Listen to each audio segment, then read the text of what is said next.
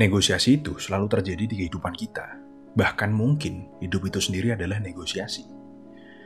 Kalau kamu ingin seseorang berkata iya, berarti kamu sedang bernegosiasi.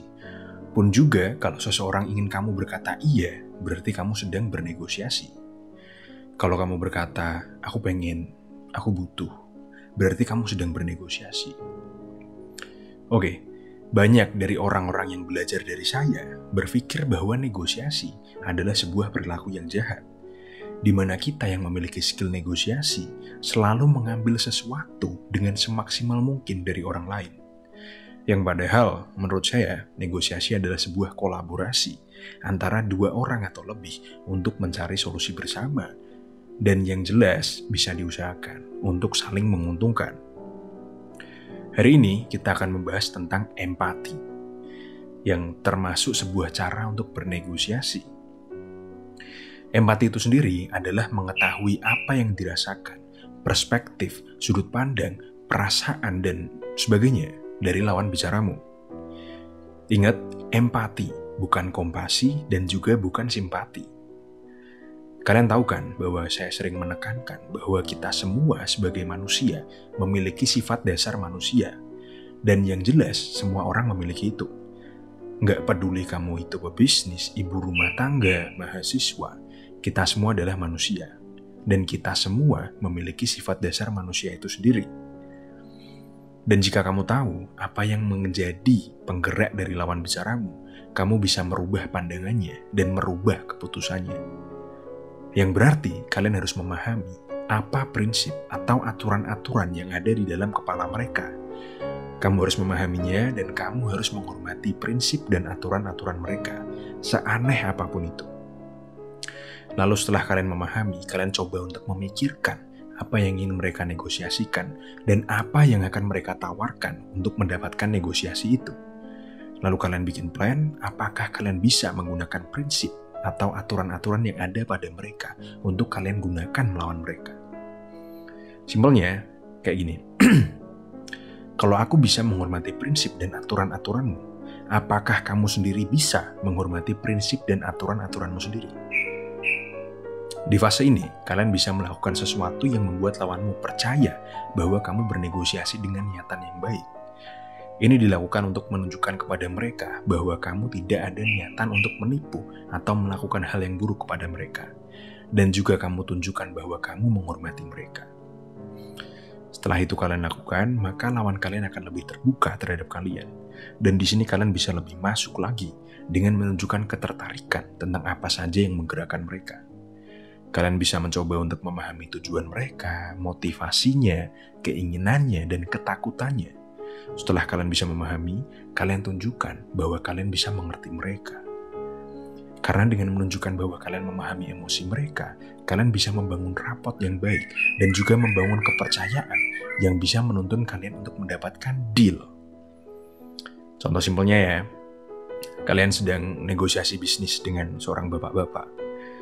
Karena kalian tahu dia bapak-bapak, kalian coba ulik informasi itu. Apakah istrinya bekerja? Jika tidak, berarti dia satu-satunya orang yang bekerja di keluarganya. Lalu kalian kulik lagi, apakah dia sayang dan bangga dengan anaknya? Kalau iya, berarti bisa diasumsikan dia ingin yang terbaik untuk anaknya. 2 poin itu aja kalian pahami, lalu kalian tunjukkan kepada dia bahwa kalian mengerti betapa beratnya menjadi seorang kepala rumah tangga. Tunjukkan bahwa kalian mengerti perasaannya dan kalian memiliki empati kepadanya. Lalu pujilah anaknya. Tekankan bahwa dia beruntung sekali memiliki anak yang cerdas dan pintar. Lalu buat dia takut bahwa dengan anak secerdas dan sepintar itu akan sangat sia-sia jika dia tidak disekolahkan di tempat yang baik. Pernyataan itu akan menuntun pemikiran bapak-bapak itu tadi kepada suatu outcome, yaitu sekolah yang bagus berarti mahal. Lalu kalian tekankan keuntungan apa aja yang bisa beliau dapatkan jika mau deal denganmu. Lalu tekankan juga bahwa mungkin dengan deal ini bisa meringankan bebannya. Oke, kurang lebih seperti itu. Kalau kalian ada pertanyaan, silahkan tulis di kolom komentar. Sekian dari kuliah kita hari ini. Jangan lupa like, share, dan subscribe.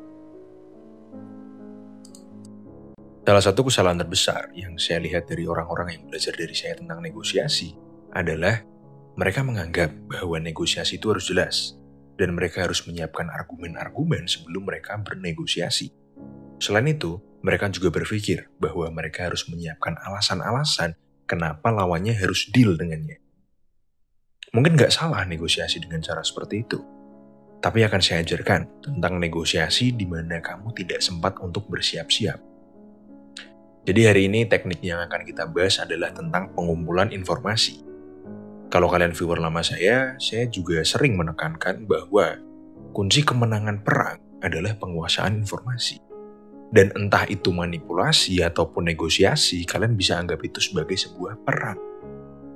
Oke, jadi pertama, kalian harus memikirkan kemungkinan-kemungkinan apa aja, lalu kalian masuk dan mengulik informasi dari apa isi pikiran-pikirannya.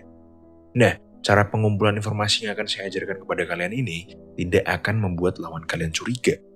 Dan bahkan lawan kalian akan dengan senang hati untuk memberikan kalian informasi.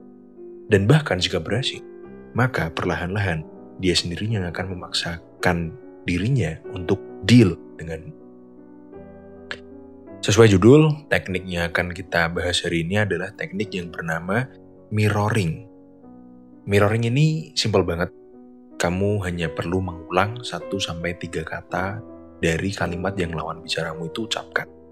Simpel kan? Terus efek dari teknik ini akan membuat lawan merasa dia didengarkan dengan tulus. Karena seakan-akan kamu mendengarkan apa yang dia bicarakan, kata per kata. Lalu kamu membuktikan itu dengan mengulangi beberapa kata itu dan ucapkan kepadanya. Lalu kalian berikan nada seperti kalian sedang bertanya, seperti kalian sedang kepo, seperti kalian sedang penasaran. Dan lawan kalian akan dengan sukarela menjelaskan lagi dengan lebih detail. Dan dibarengi dengan informasi lain yang mungkin bisa kalian gunakan. Simpel banget kan?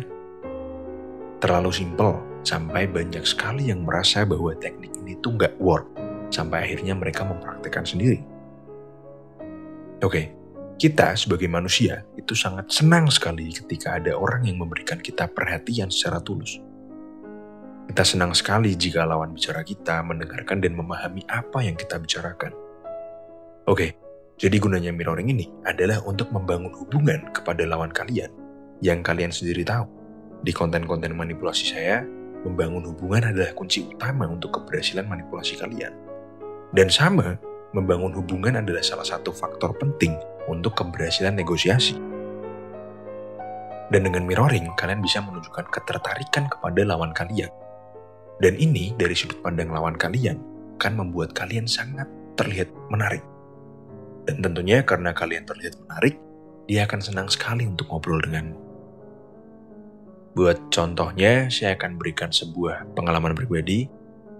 Waktu itu saya masih berkuliah dan bapak saya habis kecelakaan, jadi saya dipaksa untuk ikut mengantarkan beliau dalam acara reuni.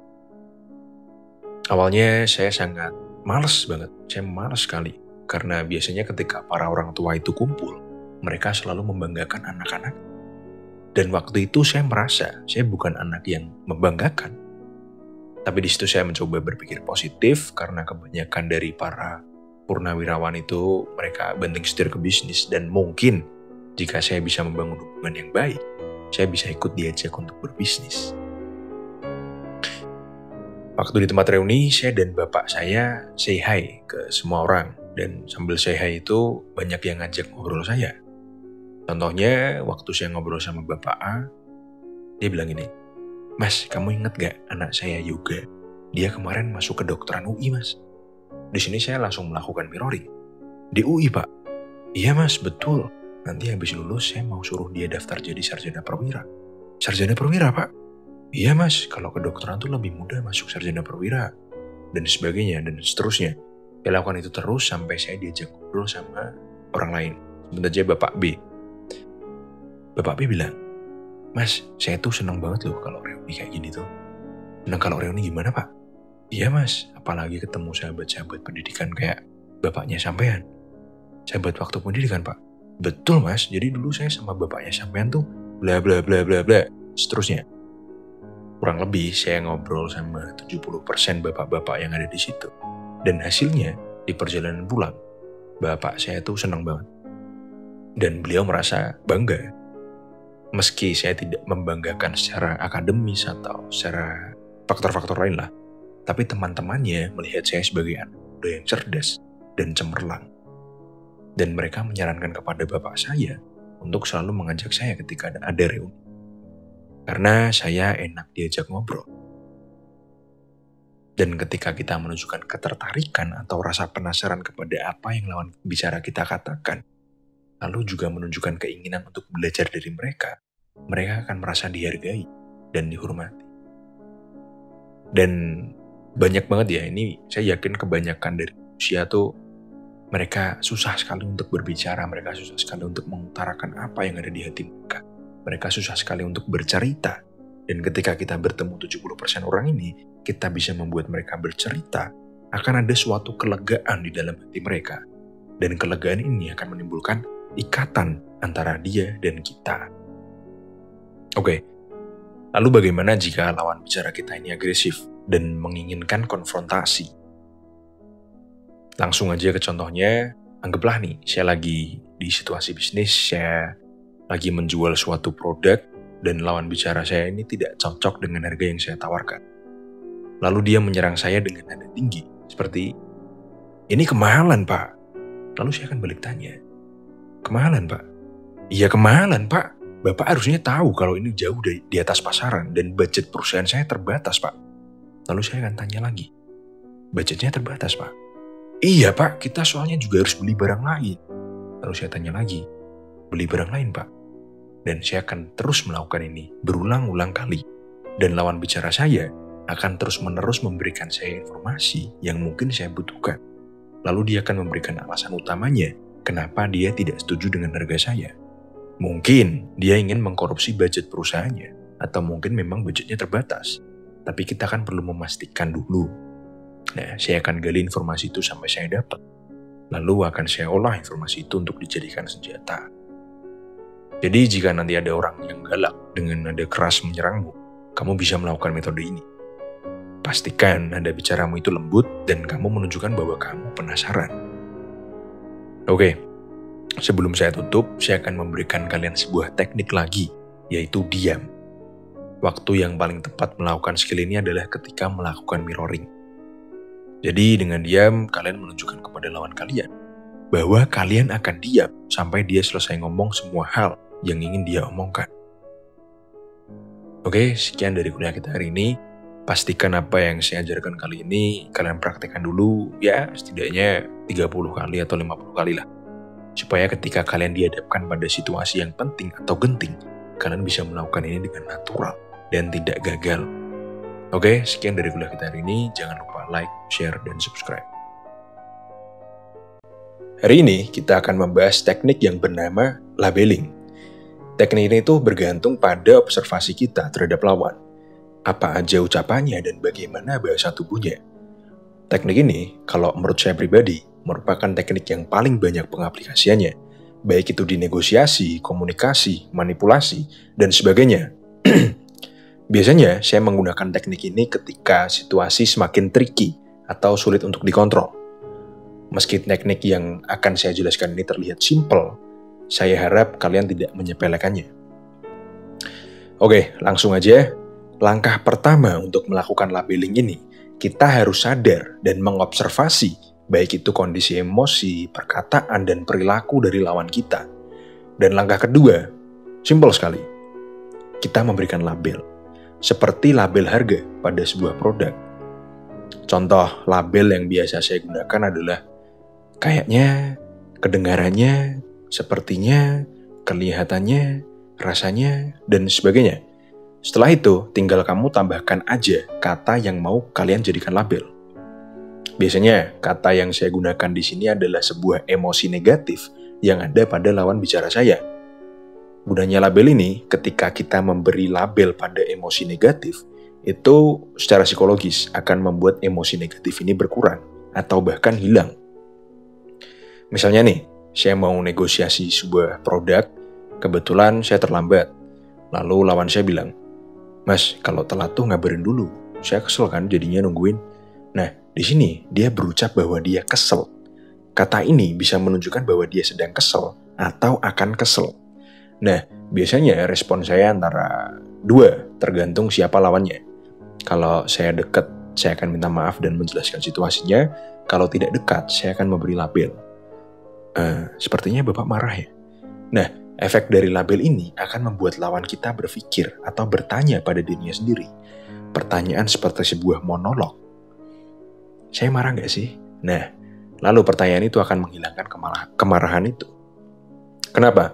Karena dia adalah pebisnis, dan biasanya pebisnis ini memiliki self-control yang baik. Lalu setelah nada bicaranya membaik atau melunak, saya akan minta maaf. Dan tentunya karena dia sudah tidak marah, saya akan dimaafkan. Kalau kalian nggak percaya, kalian bisa coba ke siapapun lah. Ketika dia marah, kamu tanya, kayaknya kamu marah ya? Lalu kamu lihat hasilnya. Kalau kita jabarkan, teknik ini tuh benefitnya banyak sekali dalam negosiasi dan komunikasi. Selain akan membuat target kita merasa bahwa dia dimengerti, itu juga akan membuat kita mendapatkan banyak informasi. Nah, jadi tadi itu kan contoh penggunaannya. Lalu sekarang saya akan memberikan contoh di mana labelingmu itu salah. Oke, kesalahan paling mendasar dalam labeling adalah ketika kita mengawali label dengan kata-kata saya dengar atau katanya.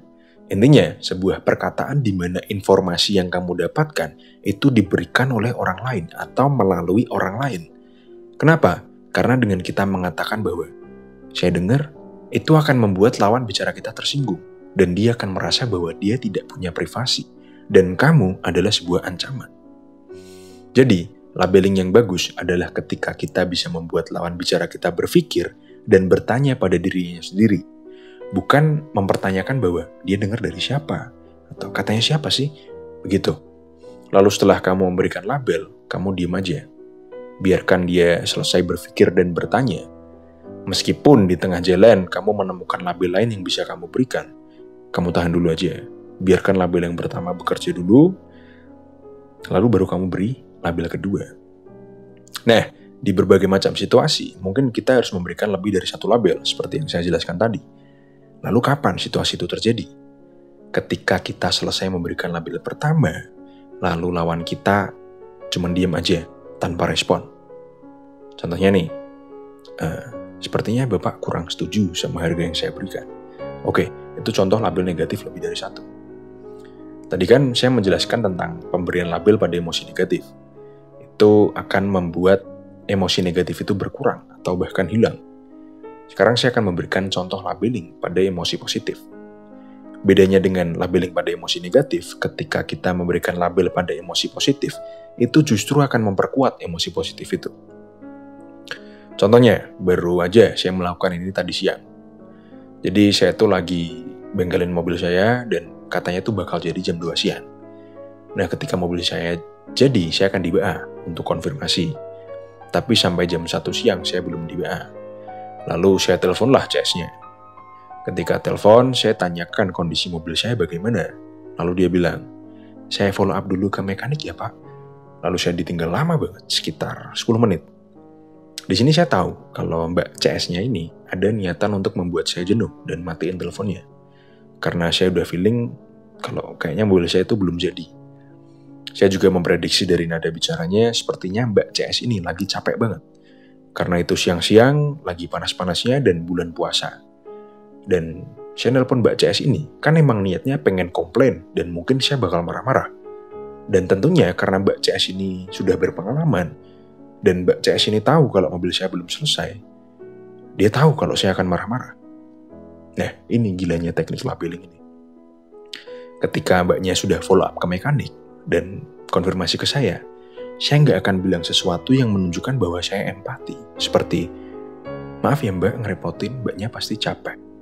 Tapi saya akan bilang, wah makasih ya Mbak, Mbaknya baik banget udah meluangkan waktu untuk saya. Lalu Mbaknya diam sebentar, karena itu kan nggak sesuai ekspektasi. Mbaknya bakal berekspektasi kalau saya bakal marah-marah. Atau mungkin saya akan memberikan empati untuk mencari hati. Lalu dia bilang, iya Pak sama-sama, dengan nada yang lebih halus dan lembut. Lalu kita ngobrol sebentar, setelah saya rasa timing saya tepat, saya langsung tembak. Mbak, saya boleh minta tolong nggak? Buat segera diselesaikan mobil saya. Lalu mbaknya mengiyakan dan nyuruh saya buat ambil mobil itu jam 3. Meski saya rugi waktu, tapi saya meninggalkan kesan baik kepada Mbak CS itu tadi. Dan tentunya mungkin di lain waktu ketika saya servis lagi, saya akan lebih mudah untuk mendapatkan pelayanan terbaik. Oke, mungkin tambahan sebelum saya tutup, jangan lupa kalau teknik-teknik yang saya ajarkan ini tuh selalu bisa untuk dikombinasikan satu sama lain. Contoh paling simpel adalah pengkombinasian antara labeling dan mirroring. Jadi, kamu awali dengan memberikan label yang tepat, lalu kamu mirror, lalu beri label lagi. Lakukan itu terus-menerus sampai kamu dapat informasi yang cukup. Oke, sekian dari kuliah kita hari ini. Jangan lupa like, share, dan subscribe. Cara kita berbicara itu sangat penting, baik itu ketika kita sedang bernegosiasi maupun berkomunikasi. Lalu kenapa ini penting?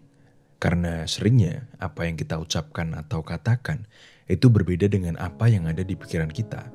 Dan juga terkadang apa yang ingin kita katakan itu diterima dengan berbeda oleh lawan bicara kita. Contohnya ketika atasanmu memberikanmu tugas yang tidak masuk akal. Karena kamu kaget, kamu jawab, "Caranya gimana, Pak?" Tentunya nada yang seperti itu akan menyebabkan dampak negatif. Beda kalau kamu jawab, "Caranya gimana, Pak?" Buat yang pertama, dengan nada yang ngegas seperti itu, orang yang kita ajak bicara akan berpikir bahwa kita sedang marah. Dan yang kedua, dengan nada yang pelan sekaligus penasaran, orang yang kita ajak bicara akan berpikir bahwa kita mau melakukannya, atau setidaknya mau mencoba. Jadi ingat, tinggi rendahnya suaramu, caramu menyampaikan, dan intonasimu itu sangat penting dalam bernegosiasi maupun berkomunikasi. Kalau dari pengalaman saya, nada bicara atau intonasi yang paling oke, itu adalah nada hormat. Jadi kita berbicara seakan-akan kita hormat dengan lawan bicara kita. Dan tentunya semua orang suka dihormati. Saya kasih contoh lainnya tentang pentingnya sebuah intonasi. Anggaplah kamu sedang bersama pasanganmu yang sedang panik karena suatu hal. Lalu kamu ingin dia tenang. Kalau kamu bilang, "Yang, tenang gitu loh." Maka nada yang tinggi dan intonasi yang cepat seperti ini akan membuat pasanganmu itu menegang. Dan ya justru malah semakin panik. Sebaliknya jika kamu bilang, "Yang, tenang gitu loh."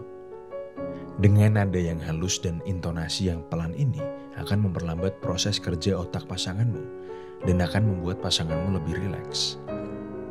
Dan tentunya intonasi ini bisa digabungkan dengan senyum. Senyum ini senjata yang sangat kuat dan mematikan. Dengan senyum ketika kamu mengatakan sesuatu dengan nada yang lembut dan intonasi yang pelan, itu bisa membuat lawan bicaramu menjadi lebih tenang, membuatnya lebih rileks dan membuat mereka mau mendengarkanmu. Selanjutnya, kita akan membahas tentang jenis-jenis nada bicara atau jenis-jenis intonasi. Yang pertama adalah tegas. Ini biasanya dimiliki secara natural oleh orang yang belak-belakan dan jujur. Contohnya, semisal saya menawarkan sebuah produk kepada lawan bicara saya. Ya, katakanlah harganya 100 juta. Dengan nada yang tegas, saya akan bilang, "Harga yang ditawarkan perusahaan kami adalah 100 juta, Pak." Kerasa kan? Kadang ketika penggunaannya tidak tepat, itu bisa membuat lawan bicara kita tersinggung. Dan tentunya akan meresikokan negosiasi kita. Selain itu, nada tegas itu sering dikaitkan dengan kemarahan atau amarah. Dan dari pengalaman saya, ketika kita menunjukkan bahwa kita marah, maka itu akan meninggalkan kesan negatif pada lawan bicara kita. Yang kedua adalah nada yang playful atau asik. Langsung aja kita contohkan dengan 100 juta tadi. Harganya yang ditawarkan perusahaan kami 100 juta, Pak. Jujur saya sendiri kurang bisa menjelaskan secara mendetail tentang nada ini ya. Tapi dari pengalaman saya, ketika saya menggunakan nada yang asik, ya kayak, "Iya Pak, iya Mbak," gitu. Jadi kita awali dengan sesuatu yang seakan-akan kita menunjukkan bahwa kita akrab dengan mereka, lalu kita asikin aja. Itu akan membuat lawan bicara saya merasa bahwa saya jujur. Dan tentunya di dalam situasi bernegosiasi yang cukup menekan, itu orang akan sangat senang ketika kita berkata jujur. Saya sendiri hampir setiap negosiasi menggunakan nada ini, karena nada ini bisa membuat lawan bicara saya merasa akrab, dan tentunya menurunkan pertahanannya, lalu membuat mereka merasa bahwa ini situasi negosiasi yang positif. Nah, karena ini sangat efektif, saya sarankan ketika kalian bernegosiasi, sering-seringlah menggunakan nada ini. Yang ketiga adalah nada yang menganalisa. Ketika seseorang menyampaikan analisanya, biasanya dia akan menggunakan nada yang pelan, rendah, dan lembut. Nah, lalu kapan kita harus menggunakan nada ini? Yaitu ketika kita kekeh terhadap sesuatu. Contohnya, ketika kalian akan tanda tangan kontrak. Ada beberapa hal di kontrak itu yang dirubah oleh pihak lawan. Sebetulnya sih nggak apa-apa, tapi ada satu hal atau satu poin di kontrak itu yang tidak bisa dirubah bagaimanapun. Di sini kalian bisa menggunakan nada yang menganalisa, karena nada ini bisa menunjukkan kepada lawan kalian bahwa kalian memiliki suatu hal yang tidak bisa dirubah dan kalian nggak akan goyah. Contoh nadanya, Pak, kami tidak bisa menerima perubahan di kontrak ini. Efek dari nada ini tuh sangat kuat dan efektif. Tapi ada efek negatifnya juga. Yaitu lawan bicaramu akan merasa bahwa kamu orang yang dingin. Dan tentunya ini tidak baik untuk hubungan jangka panjang. Ya, misalnya kontrak yang kamu tanda tangani itu berjangka tahunan atau sebagainya. Jadi gunakan nada ini jika memang diperlukan aja. Selanjutnya ada nada yang biasa saya sebut sebagai nada sok keren. Tapi kalau Chris Voss yang jago negosiasi, dia bilangnya late night FM DJ voice. Sebetulnya nada ini tuh mirip-mirip dengan nada yang menganalisa tadi. Bedanya nada menganalisa itu kurang hangat dan cenderung dingin. Nah, nada ini itu lebih hangat. Dan sebetulnya nada ini tuh situasional. Kalau saya biasanya menggunakan ini ketika lawan bicara saya lagi sebel, lagi kesel, atau lagi marah. Jadi saya keluarkan nada itu untuk menenangkan dirinya dan menenangkan situasi. Dan nada itu sangat efektif jika digunakan di situasi yang chaos dan ingin kalian buat lebih tenang. Jadi sebetulnya nada ini tuh hanya perlu digunakan mungkin 10% sampai 20% saja ketika kamu sedang berkomunikasi. Dan jangan lebih dari itu. Karena kalau berlebihan, nanti kalian kelihatan sok keren. Dan itu tidak bagus. Yang terakhir, zaman saya masih aktif negosiasi dulu. Di zaman itu kita lebih sering nelpon ya daripada lewat chat. Tapi zaman sekarang lumayan beda. Untuk menelpon kita harus mendapatkan izin terlebih dulu dari lawan bicara kita. Dan tentunya kita izin lewat chat. Yang terkadang bagi saya pribadi itu lebih sulit untuk mengekspresikan komunikasi kita kalau lewat chat. Jadi karena ini zaman kalian dan zaman ini udah maju, kalian harus bisa mengkombinasikan semua jenis komunikasi yang ada, baik itu face to face, telepon, email, lewat chat, dan sebagainya. Dan kalian harus bisa lebih efektif lagi dengan menguasai semua jenis komunikasi yang tersedia saat ini. Jadi jangan hanya belajar atau fokus pada satu aja, dan juga jangan belajar hanya pada channel saya aja, tapi kalian harus pelajari semuanya. Selain itu, tips yang bisa saya tambahkan mungkin kalian harus pastikan bahwa komunikasi kalian tidak terlalu panjang dan tidak terlalu bertele-tele. Lalu pastikan kalian mengakhiri komunikasi itu dengan positif. Oke, sekian dari kuliah kita hari ini. Jangan lupa like, share, dan subscribe. Ketika kita bernegosiasi, baik kita dan lawan bicara kita itu akan saling bertukar kebohongan, kelicikan, atau sekedar trik-trik komunikasi dan psikologi. Lalu gimana cara kita untuk mendeteksi itu semua? Ya, caranya adalah dengan memperhatikan bahasa tubuh dan pola bicara lawan kita. Lalu jika dipraktekkan terus-menerus, kita atau kamu akan memiliki skill yang bisa melihat kapan aja seseorang berbohong. Tapi sebelum itu, kamu harus memiliki kemampuan atau kebiasaan untuk membaca situasi dan melihat hal-hal tidak dari sudut pandangmu aja. Bagaimana mereka bereaksi, kenapa mereka bereaksi, apa yang kamu lakukan sehingga dia bereaksi, dan sebagainya. Intinya, sebelum kamu menggunakan teknik ini, kamu harus sudah bisa atau biasa dalam mengumpulkan informasi dan bahkan mungkin menyerap informasi. Oke, langsung aja. Manusia itu senang berkomunikasi. Dan kalau menurut riset, ada 3 hal yang mendasari komunikasi. Dan akan saya urutkan dari yang tidak begitu penting hingga yang paling penting. Pertama adalah isi. Kedua nada bicara. Dan ketiga adalah bahasa tubuh kita. Dengan isi yang sama tapi nada bicaranya berbeda, itu sudah bisa merubah makna. Contohnya, ide Bapak ini bagus sekali Pak. Kalau saya bilang gitu, lawan bicara saya pasti yakin kalau itu emang beneran bagus. Tapi kalau saya bilang, ide Bapak ini bagus sekali Pak. Kalau saya bilang itu nada yang cenderung saya seperti menyepelekan. Dan mungkin dengan nada bicara seperti itu, lawan bicara saya merasa kalau dia seperti dihina. Jadi ingat urutannya, yang paling gak penting isi, yang kedua nada bicara, dan yang paling penting adalah bahasa tubuh. Kalau kalian udah jago, kalian bisa membuat isi omongan kalian sangat berimpact dengan nada bicara dan bahasa tubuh yang tepat. Lalu, jika kamu bertemu seseorang yang omongannya, nada bicaranya, dan bahasa tubuhnya gak nyambung, maka kamu hanya harus melihat bahasa tubuhnya aja. Kalau belum bisa, kamu bisa lihat dengan nada bicaranya untuk mengetahui apakah dia ini bohong atau enggak. Lalu, untuk lebih memastikan, kamu bisa menggunakan labeling untuk melabeli bahasa tubuhnya dan nada bicaranya. Contohnya, iya Pak, saya tahu Bapak bilang iya. Tapi kalau dari nada bicaranya Bapak, sepertinya Bapak masih belum cocok sama sesuatu yang membuat Bapak sepertinya ragu.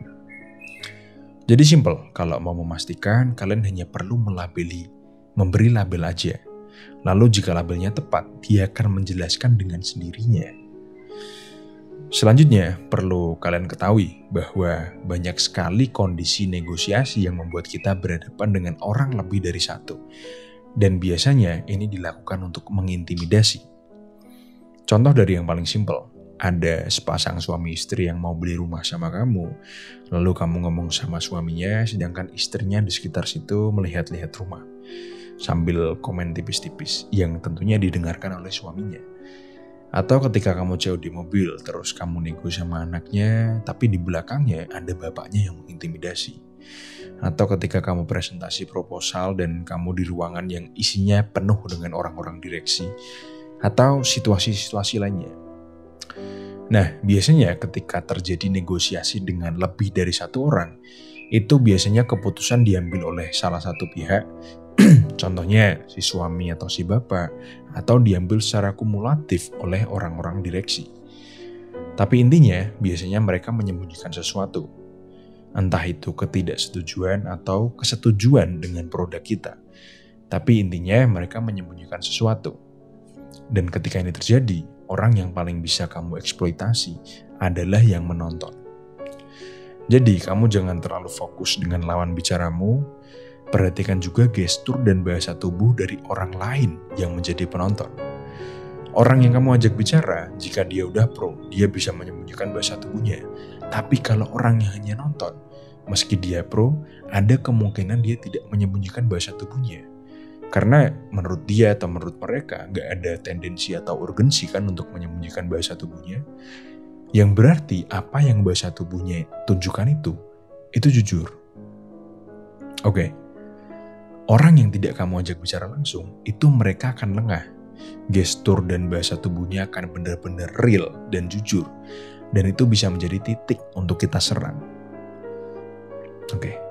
Selanjutnya akan saya kasih teknik yang sangat mahal yang biasanya dipraktekkan oleh psikolog, konsultan, negosiator, dan sebagainya. Yaitu teknik untuk mengetahui apakah lawan bicara kita ini jujur atau tidak. Dan caranya itu simpel banget. Kalian gak akan kepikiran. Umumnya, manusia itu hanya punya satu cara ketika dia berkata jujur.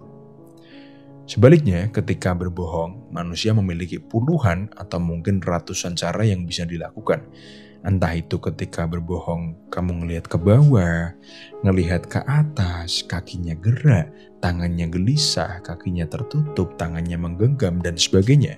Yang berarti untuk tahu lawan kita ini bohong atau enggak, kita hanya perlu menemukan satu cara aja di mana dia berkata jujur. Dan caranya itu mudah banget. Kamu hanya perlu bertanya.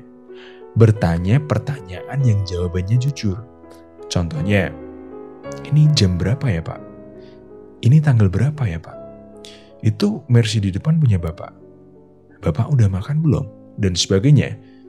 Kamu coba tanya 1-2 pertanyaan, pastikan kamu mengamati dengan baik bagaimana dia berkata jujur. Lalu kamu bisa melakukan mirroring untuk mendapatkan informasi. Dan kamu coba tanya pertanyaan jujur lagi, 1 atau 2 aja, untuk memastikan apakah memang gestur itu real. Kalau kalian udah yakin, selamat. Kalian udah tahu cara untuk mengetahui orang itu bohong atau enggak.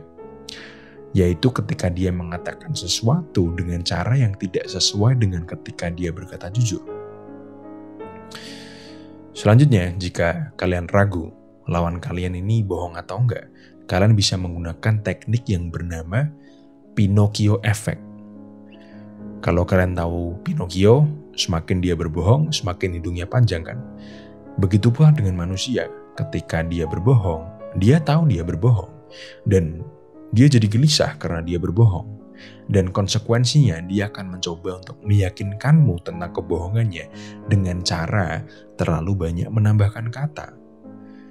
Karena mereka takut kamu gak percaya, mereka akan menambah-nambahkan kata agar kamu percaya. Contohnya, kenapa saya harus bohong Pak? Bapak tahu kan dulu saya itu bla bla bla dan sebagainya. Pokoknya sesuatu yang terlalu dipaksakan dan dilebih-lebihkan. Nah, yang terakhir, kamu harus respon seperti apa ketika kamu tahu kalau lawan bicaramu itu berbohong? Ya, kamu bisa respon dengan labeling. Contohnya, sepertinya Bapak sudah oke dengan terms dari kita ya Pak. Tapi sepertinya Bapak masih ada sesuatu yang ingin disampaikan. Pastikan kamu membawakan perkataan itu tadi dengan nada bicara yang penasaran. Di sini labeling digunakan karena ketika kita asal ceplos, takutnya lawan kita merasa kita menuduh mereka berbohong. Sedangkan ketika kita menggunakan labeling, itu seperti kita sedang bertanya dan gak ada maksud lainnya. Oke, sekian dari kuliah kita hari ini. Jangan lupa like, share, dan subscribe. Menurut kalian, di dalam negosiasi, siapa yang memiliki lebih banyak kontrol? Dia yang bertanya atau dia yang mendengarkan? Hari ini kita akan membahas tentang bagaimana cara untuk membuat kita diuntungkan dalam negosiasi. Caranya adalah dengan memberikan ilusi kontrol terhadap lawan bicara kita. Lalu, apa itu ilusi kontrol? Yaitu sebuah kondisi di mana seseorang merasa dia punya kuasa dan dia punya kontrol, yang padahal enggak. Lalu bagaimana caranya untuk melakukan ilusi kontrol ini? Simpel sekali, yaitu dengan bertanya. Bertanya pertanyaan yang memiliki unsur apa dan bagaimana. Kenapa apa dan bagaimana? Karena semua orang itu suka pertanyaan ini. Dengan apa dan bagaimana membuat seolah-olah kita menghormati lawan bicara kita, dan akhirnya ketika lawan bicara kita menjelaskan apa dan bagaimana, dia akan merasa pintar, dan itu bisa menjadi keuntungan kita. Sebaliknya, jika kita bertanya, kenapa? Itu akan memicu sifat defensif lawan bicara kita. Kalau kita ditanyain kenapa, kita akan merasa dituduh dan merasa dipertanyakan. Contohnya, jika kita tanya ke klien kita, kenapa Bapak minta saya untuk ngantar produknya 3 minggu lagi? Pertanyaan seperti itu membuat lawan bicara kita merasa dituduh dan dicurigai. Sebaliknya, jika kita bertanya, ada apa Pak 3 minggu lagi? Dia akan menjelaskan bahwa mungkin dia baru bisa melunasi produk kita 3 minggu lagi, atau mungkin 3 minggu lagi barangnya baru akan dipakai, dan berbagai macam alasan lainnya. Selanjutnya, kita akan membahas tentang memainkan empati untuk mengontrol lawan kita, yaitu dengan memaksa lawan kita untuk berempati kepada kita. Kenapa? Karena kadang kita ada beberapa hal yang diminta oleh lawan bicara kita atau klien kita, tapi kita tidak bisa menyanggupi. Sedangkan lawan bicara kita itu maksa dan dia nggak mau melihat kondisi kita. Caranya sama simpelnya, kita hanya perlu bertanya, gimana caranya saya ngelakuin itu Pak? Contohnya, saya punya klien, dia kebetulan seorang I.O. Meski belum I.O. yang sangat terkenal, tapi banyak sekali yang menggunakan jasanya. Lalu pada suatu hari ketika dia sedang konsultasi sama saya tanyakan dong, Mas, ini kenapa laporan keuanganmu merah semua? Lalu dia menjelaskan bahwa beberapa minggu terakhir dia dapat klien yang sangat besar di Jakarta, sebuah diskotik yang sangat terkenal, dan mereka meminta klien saya untuk menjadi I.O. di beberapa event mereka.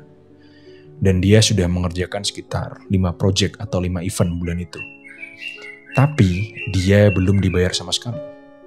Katanya sih akan dilunasi di awal bulan nanti. Tapi di proyek ke-6, dia mulai merasa nggak sanggup. Karena kapitalnya udah habis dan dia akhirnya konsultasi sama saya. Lalu saya pun bilang ke dia, udah telepon aja, bilang sama mereka gimana caranya saya ngerjain proyek itu Pak. Lalu klien saya pun panik. Dia bilang, Pak, saya nggak berani Pak. Nanti kalau malah di-cancel dan uang saya nggak balik full gimana Pak? Lalu saya bilang, udah jangan khawatir. Intinya kalau kamu ngomong gitu ke mereka, mereka akan mikir 2 kali dan ngelihat kondisimu lagi. Setelah beberapa saat saya meyakinkan dia, akhirnya dia berani. Dia pun telepon tempat itu. Dia bilang, Pak, mohon maaf, gimana caranya saya ngerjain proyek ini Pak? Saya udah kehabisan kapital. Lalu mereka pun merespon, iya Kak, saya tahu sulit buat ngerjain proyek ini. Sebelumnya saya minta maaf, belum bisa bayar buat proyek-proyek sebelumnya karena kebetulan pihak kita juga sedang ada trouble Kak. Mungkin kami bisa bayar dulu setengahnya, lalu bulan depan kami lunasin sisanya. Gimana Kak? Di sini dari respon mereka, kita bisa melihat bahwa mereka memang kasihan dengan klien saya. Tapi juga mereka malu. Mereka malu karena mereka tidak profesional. Mereka tidak terorganisir, SOP mereka tidak jelas, dan problem ini yang membuat mereka tidak memanusiakan klien saya. Dan dengan memainkan empati mereka, akhirnya mereka menyadari bahwa klien saya juga harus dimanusiawikan. Selain untuk memainkan empati, pertanyaan gimana caranya saya ngelakuin itu Pak, itu juga bisa digunakan untuk menuntun jalan pikiran lawan bicara kita. Biasanya kalau saya seringnya pakai 3 pertanyaan. Gimana caranya saya ngelakuin itu Pak? Apa yang akan terjadi kalau saya ngelakuin itu Pak? Dan bagaimana caranya saya menyelesaikan permasalahan ini Pak? Sebetulnya 3 pertanyaan tadi itu arti dan maksudnya sama, tapi bisa memberikan 3 efek yang berbeda. Kalau kalian bertanya 3 pertanyaan tadi dalam suatu masalah, kalian bisa membuat lawan bicara kalian melihat dari 3 sudut pandang dan membuat mereka menyeriusi pertanyaan kita. Lalu mereka akan memberikan kita informasi yang bisa kita gunakan. Selain itu, apa dan bagaimana ini juga bisa digunakan di berbagai macam situasi. Contohnya, kalau misal kita deal, gimana kelanjutan proyek ini Pak? Gimana caranya saya tahu kalau Bapak itu serius dan gak cuma nyari konsultasi gratis aja? Gimana pengalaman Bapak sebelumnya dengan konsultasi bisnis lain? Apakah sebelumnya Bapak pernah terjun di bidang proyek ini? Dan sebagainya. Intinya seperti itu. Oke, sekian dari kuliah kita hari ini. Jangan lupa like, share, dan subscribe. Kehilangan sesuatu atau ketidakinginan kehilangan sesuatu kadang bisa membuat kita tidak rasional dan tentunya bisa membuat kita blunder dalam mengambil keputusan. Perasaan kehilangan sesuatu atau perasaan akan kehilangan sesuatu itu sangat menakutkan bagi banyak orang. Dan jika kalian pintar dalam memanfaatkannya, itu bisa membuat kalian mempengaruhi keputusan lawan kalian. Salah satu yang biasa saya gunakan adalah dengan membuat mereka berpikir atau overthink tentang hal-hal apa aja yang akan hilang atau yang akan membuat mereka rugi ketika mereka tidak deal dengan saya. Contohnya ya, Bapak kalau menjadikan saya sebagai konsultan bisnis Bapak, maka saya jamin Bapak akan mendapatkan omset 25% lebih banyak. Kalau kamu bilang seperti itu, maka lawanmu akan curiga. Dia akan menjadi skeptis dan dia akan menjadi ragu untuk deal dengan kamu. Dan jika kita rubah perkataan tadi seperti ini, bisnis Bapak ini bagus sekali Pak. Dan jika Bapak tidak menjadikan saya sebagai konsultan bisnis dan tetap gitu-gitu aja, maka Bapak akan kehilangan profit 25% per hari. Rasa takut kehilangan sesuatu itu sangat luar biasa menyeramkan. Dan saya juga sering bilang di episode-episode sebelumnya, rasa takut adalah salah satu bentuk emosi terkuat. Banyak hal di luar sana yang memanfaatkan rasa takut, seperti rasa takut terhadap masa depan, rasa takut ketinggalan dengan orang lain, atau FOMO, rasa takut masuk neraka, dan sebagainya. Dan menurut saya, selama kita jujur dan profesional terhadap pekerjaan kita, itu nggak ada salahnya memanfaatkan atau memainkan rasa takut pada klien kita. Manusia ketika mereka merasakan takut, mereka pasti susah tidur, susah istirahat, insomnia, nggak tenang, dan sebagainya. Dan semisal klien kita nggak takut kehilangan profit, tapi cepat atau lambat, namanya juga bisnis, pasti ada naik turunnya kan? Dan ketika sudah turun, rasa takutnya akan muncul dan mungkin berlipat ganda. Lalu dia akan mengingat kita, lalu menghubungi kita lagi dan memutuskan untuk deal dengan kita. Selain rasa takut, perasaan lain yang bisa kita mainkan adalah perasaan adil atau rasa ingin keadilan. Ketika kita negosiasi, dari pengalaman saya sepanjang hidup ya, banyak banget berarti ya, bertahun-tahun, kata adil itu kata yang paling sering keluar. Adilnya mas, adilnya aja pak. Nggak adil pak, adilnya sih segini pak. Kalau saya mau adilnya aja sih pak, dan sebagainya. Lalu ketika orang merasakan ketidakadilan dalam negosiasi, mereka akan menjadi emosional dan dia akan dengan sengaja membatalkan atau menghancurkan negosiasi tersebut tanpa dia mendapatkan apa-apa. Cuman karena dia tersinggung aja, dia merasa nggak adil, lalu dia membatalkan negosiasi itu. Dan sebaliknya, orang akan cenderung lebih mau deal ketika dia merasa bahwa proses negosiasi yang dilakukan itu adil. Dan jika kamu bisa memainkan perasaan lawanmu sehingga dia merasa adil, maka kamu bisa membuat dia mengambil deal yang lebih sedikit atau bahkan mungkin deal yang lebih rugi. Jadi perasaan adil ini bisa membuatmu mendapatkan deal, tapi juga bisa membuatmu kehilangan deal. Lalu gimana cara kita merespon jika lawan kita terlalu memaksakan kata adil? Semisal, saya udah ngasih penawaran yang adil pak, atau saya sih cuma mau ini adil aja pak. Yang berarti bisa kita simpulkan dari perkataan tadi bahwa lawan kita itu menuduh kita tidak adil. Dan dengan halus memaksa kita untuk berpikir bahwa ketika kita tidak mengambil penawarannya, kita yang tidak adil. Seakan-akan keadilan kita ini dipertanyakan. Dan ini juga bisa dibilang sebagai salah satu bentuk manipulasi yang dilakukan lawan kepada kita. Dan kalau kamu belum berpengalaman, kamu akan menurut karena kode moralmu menyuruhmu untuk menjadi adil. Dan tanpa kamu sadari, kamu akan membuat keputusan yang merugikanmu. Oke, lalu gimana caranya kita merespon lawan yang memaksa kita untuk adil? Kalau saya, biasanya saya bilang gini, bagian mana pak yang saya tidak adil?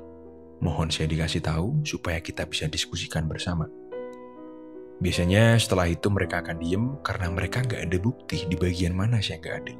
Mereka hanya memaksakan rasa adil mereka kepada saya. Dan tentunya nggak ada buktinya. Lalu kapan kita bisa menggunakan teknik adil ini? Yaitu di awal negosiasi. Pertama-tama kamu bisa tekankan tentang pentingnya hubungan kalian kepada lawan. Lalu tinggal ucapkan aja kata kunci yang akan saya ajarkan. Contohnya, Pak, karena kita udah kenal lama, saya nggak ada niatan apapun untuk membuat perjanjian kita ini nggak adil. Dan semisal Bapak merasa saya nggak adil, Bapak bisa kasih tahu saya, nanti kita akan diskusikan lagi bersama. Jadi kalian harus lebih proaktif. Udah, gitu aja. Lalu gunanya apa kita bilang seperti itu di awal negosiasi? Karena jika kita tidak bilang dan nanti dia merasa kita tidak adil, maka dia bisa meledak dan negosiasi bisa aja batal. Dan dengan menggunakan kata-kata itu tadi, kita bisa menciptakan sebuah ilusi bahwa negosiasi kita ke depannya akan adil prosesnya. Dan tentunya setelah ilusi itu tertanam kepada target atau kepada lawan, maka dia akan merasa kita adalah seorang pribadi yang adil.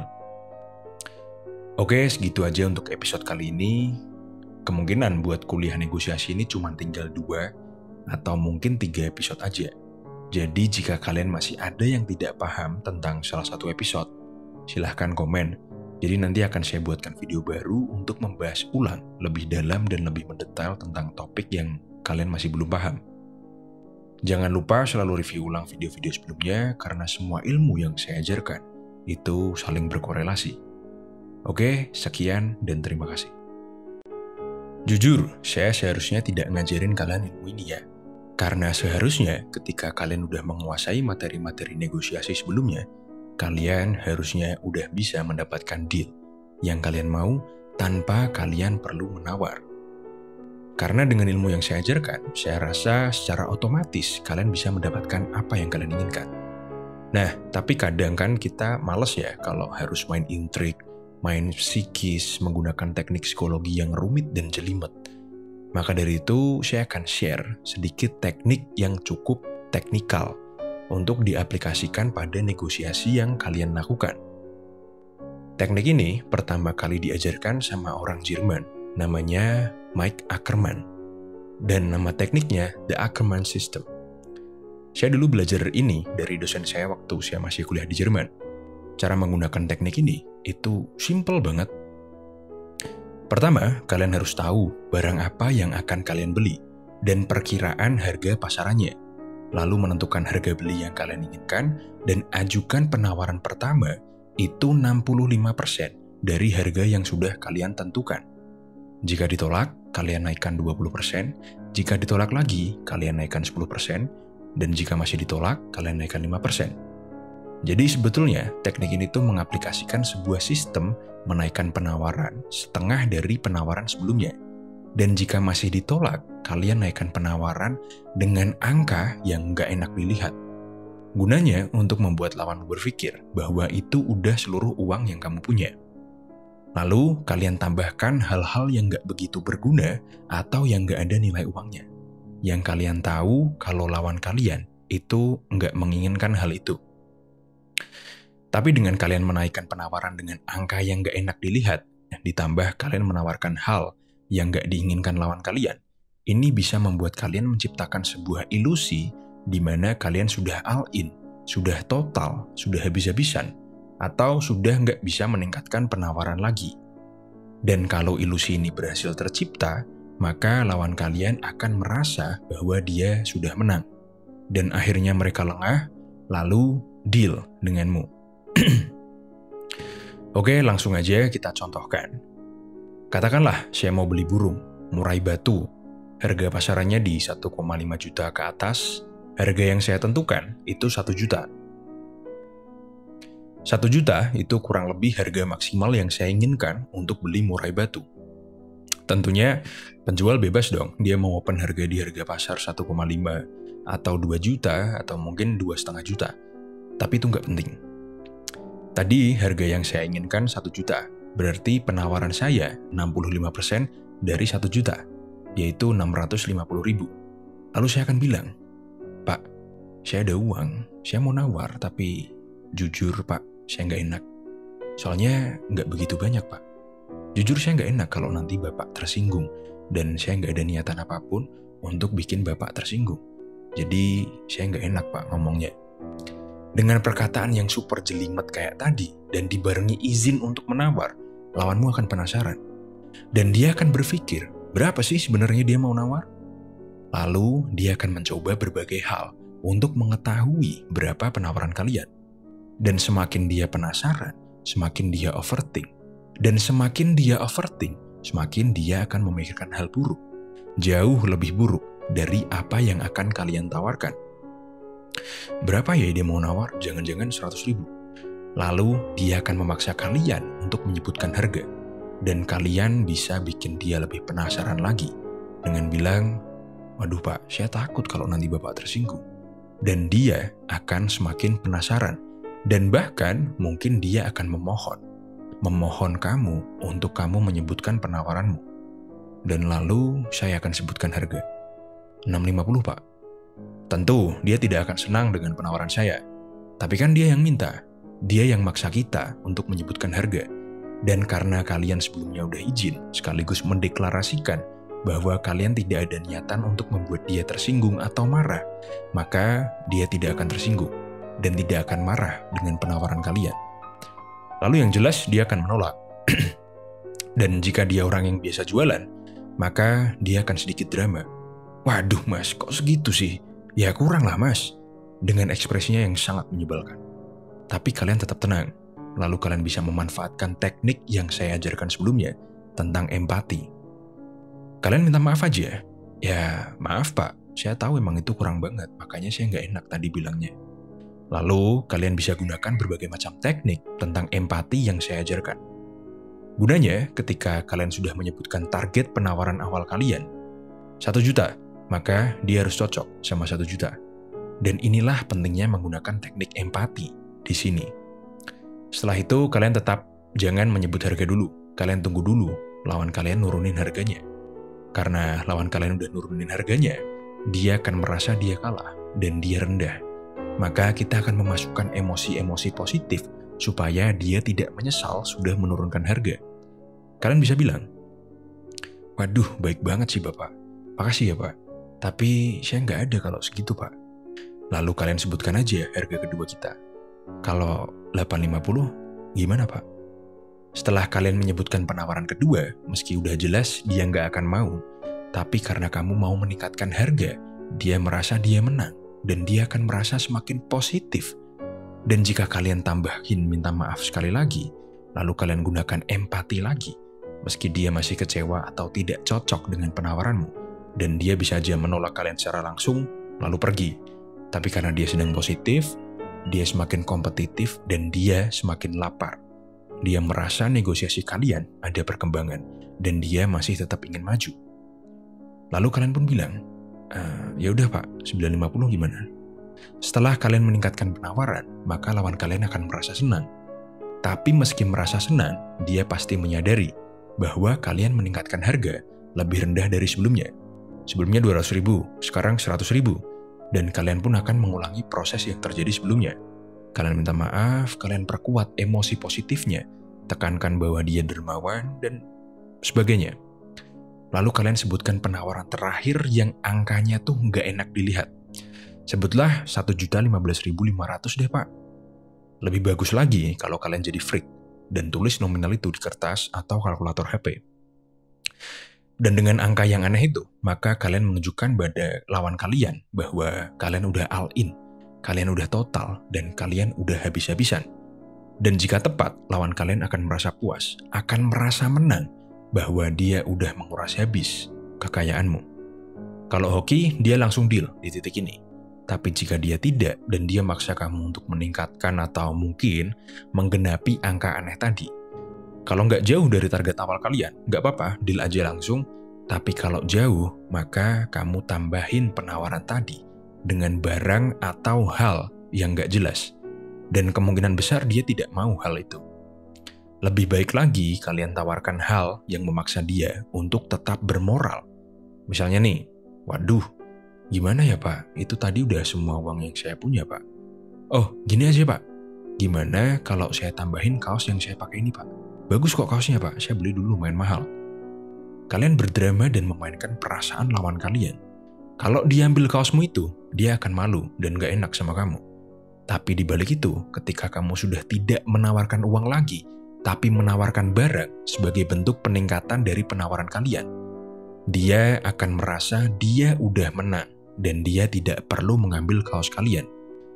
Di sini saya yakin 90% pasti deal. Dan kalian akan mendapatkan barang yang kalian inginkan. Jauh di bawah harga pasarannya. Oke, sekian dari kuliah kita hari ini. Jangan lupa untuk mereview ulang video-video saya sebelumnya, karena tentunya semua ilmu yang saya bagikan itu saling berkorelasi.